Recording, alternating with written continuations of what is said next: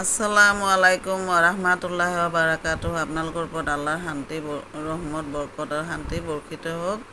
আউযুবিল্লাহি মিনাশ শাইতানিৰ ৰাজিম। বিসমিল্লাহিৰ ৰহমানিৰ ৰহিম। খেদা খোৱা চৈতানৰ প্ৰচলনিৰ পৰা আল্লাহ তুমি আমাক ৰক্ষা কৰা। পৰম কৰুণাময় পৰম দয়ালু আল্লাহ তাআলাৰ নামত আৰম্ভ কৰোঁ। আজি নামাজৰ অৰ্থৰ পৰৱৰ্তী অংশ পৰৱৰ্তী অংশ ক'ব খুজিছোঁ। অলপকৈ ক'ম আৰু সৰু সৰুকৈ ভিডিঅ' বনাব লাগে, নহ'লে মানে আধাখিনি থাকি যায়। তাৰমানে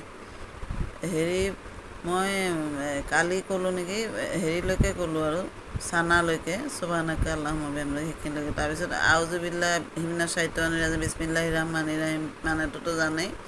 তাৰপিছত আলহামদু সূৰাটো পঢ়িব লাগিব। তাৰপিছত এটা সূৰা আলহামদু সূৰা মানেটো মই সংক্ষেপে কৈ দিয়ে, সংক্ষেপে মানে অলপ সোনকালে কৈ আছোঁ আৰু।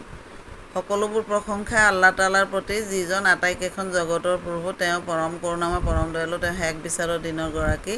হে আল্লাহ তাআলা, আমি তোমাৰে আৰাধনা কৰা, তোমাৰে সহায় বিচাৰোঁ। তুমি আমাক সেই পোনবাতি দেখুওৱা সেইসকলৰ বাট, যিসকলৰ ওপৰত তুমি তোমাৰ অনুগ্ৰহ দান কৰিছা, যিসকলৰ ওপৰত অভিশাপ পৰা নাই আৰু যিসকলে বিপথে যোৱা নাই।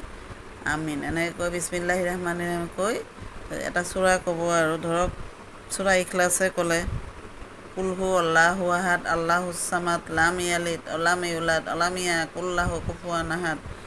এই সূৰাটোৰ মানে হ'ল, তেওঁ আল্লাহ এজন, তেওঁ অমুখাপেক্ষী, তেওঁ কাকো জন্ম দিয়া নাই আৰু তেওঁ কাৰো পৰা জন্ম হোৱা নাই, তেওঁৰ সমতুল্য কোনো নাই। এনেকৈ এইখিনিলৈকে পঢ়ি ৰুকুত যাব।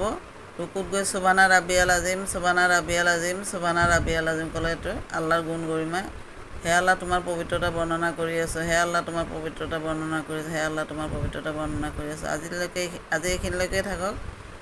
কালি আকৌ বাকীখিনি ক'ম বাৰু। ভিডিঅ'টো ভাল লাগিলে আপোনালোকে লাইক, শ্বেয়াৰ আৰু ছাবস্ক্ৰাইব কৰিব নাপাহৰিব দেই। আজিলৈ মোৰ কাৰণে দোৱা কৰিব।